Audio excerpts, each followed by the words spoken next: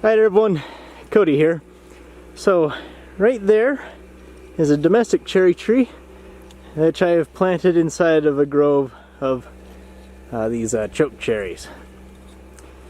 Last I checked on it, the grasshoppers had eaten all the leaves off of it, and that was kind of in the fall. You can see the chokecherries are starting to bud out. I'm gonna have a look at this tree, see if it's still alive. Whoa. Let's see here. Yeah, it's still green. I don't see much in the way of, yeah, there's buds up there. Yeah, it's all coming out of the wood there. It's not gonna grow well for probably some time, but it is still alive. Looks like the other one down there, that's in the same boat. Ultimately what I came up here for though is to try putting some grafts of these domestic cherries onto the wild cherries right there. Let's try these single trees. Let's see if we can get one of these grafts to take. Let's just do one of these.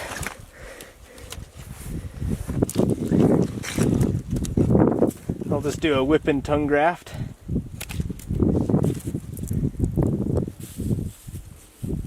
Let's see, where's about the right size?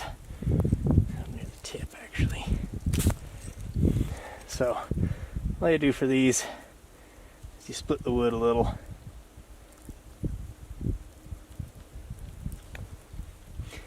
And then you jam them together, basically.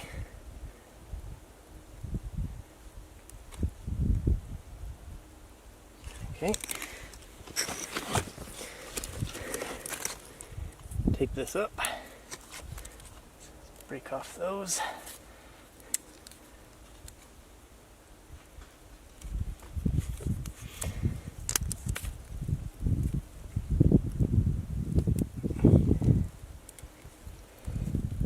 Okay. Now I'm going to cover this with a plastic bag to preserve moisture. Just like that. Seal it up, leaving just a little bit for air. Put a little bit more tape on there just to hold it in place.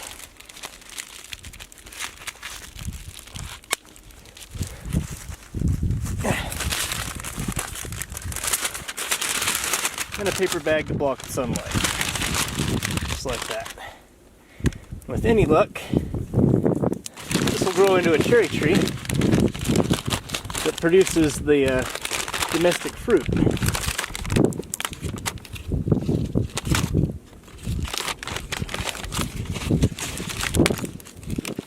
I've got multiple varieties of cherry tree here that I can try. That one's Stella. There's a Bing. We'll see if any of these will work. So I'm going to do a bunch more of these.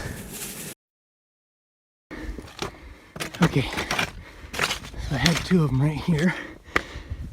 Whew. Okay, let's see if they took.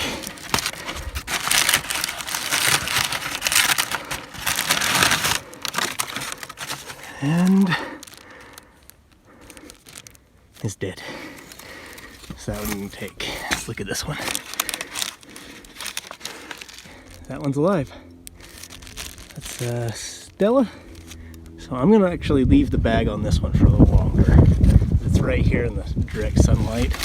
I don't want to burn in the leaves. The bag does let a little bit of light through, so they're not gonna die due to lack of light. What I might be able to do is like take a little tear in it. Might do that kind of down lower, just a little bit more light in. Right here's one of the chokecherries that I've grafted the domestic sweet cherries to it. You see I did 3 or 4 different varieties to see what it'd take. Look at this. It's got leaves on it. What type was this? That was a Stella. Okay. It's actually growing. Look at that. Camera will focus. It's growing. Stella sweet cherries. on this chokecherry. What I'll do probably now is trim off all these little branches that come off. You know, once I'm sure this is alive, cut that, make so this is one stick coming up, so it delivers all the energy into this. I don't know how necessary that is. These things do like to bush out. Just pull that one off. Okay, this one it's budding out, but it doesn't have leaves on it. So, let's see, it's not wrinkly, so it's not dead. It just hasn't budded out yet. Put this back on. Let's go look at one of the others.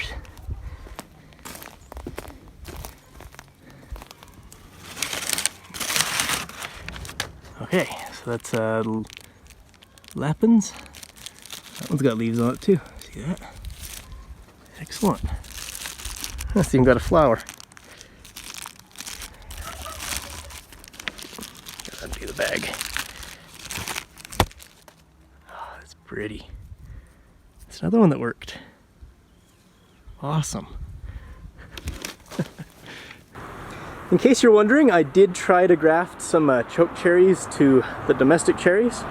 You see I've got here what I'm calling my FrankenTrees next to my beehive in the house in town. Now of course I don't plan on living here for very much longer, and so I put these trees in these buckets so they'd be, you know, sort of portable. I could in theory load these on the back of a trailer and haul them somewhere for when I'm living more permanently. So the only chokecherry that I got to successfully graft was this one right here. That's a chokecherry on this tree, which is the tart cherry. You can see there, which I guess makes sense because the tart cherries are more closely related. Also on this tart cherry I have one of these sweet cherry branches, which also grew. So that's good. I'll have sweet, tart, and chokecherry all in one plant. Of course, we will have to wait till next spring before we know for sure that these branches are going to take. But seeing how they're leafed out, and they're growing in the sunlight, they're probably good. By the way, I would take the bag off once they had full leaves on.